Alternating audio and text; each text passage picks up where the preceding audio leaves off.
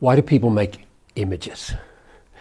People make images to image. They want to image forth something. If you make a statue of Napoleon, you want people to think not so much about the statue as Napoleon, and you make the statue in a way that would show something specific about the character of Napoleon. So God makes us in His image, and we could argue about, is it our rationality, or is it our morality, or is it our volition that makes us in His image? The point is, He makes humans in His image to image something, namely Himself.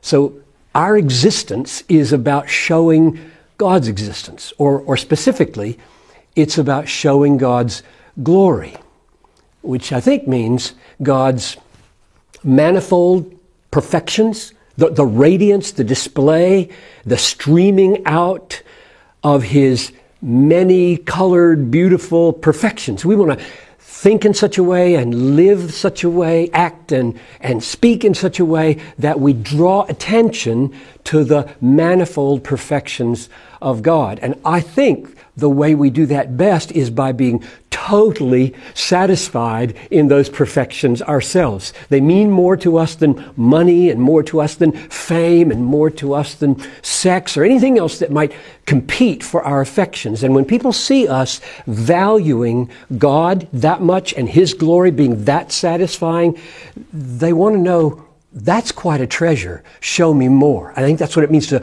glorify God, by being in His image. And the place where the glory is shown most clearly is the gospel, where Christ dies, the Son of God dies for sinners. And I say that because in 2 Corinthians chapter 4, verse 4, it says, the God of this age, that's Satan, has blinded the minds of unbelievers to keep them from seeing the light of the gospel of the glory of Christ, who is the image of God. So if you want to know, where is the glory of God shining most brightly? The answer is, it's shining in Christ, in the gospel most brightly. So if we want to be conformed fully into His image and display to others His glory, there's a verse just before that says, beholding the glory of the Lord, we are being changed from one degree of glory to the next. And that comes from the Spirit. So we look at Him, we treasure Him, we love Him, and in that we are being shaped into His image. And when it says He made us male and female to do this, not only does that mean we want generations to go on doing this, so there's going to be procreation here, but it means this happens best in community.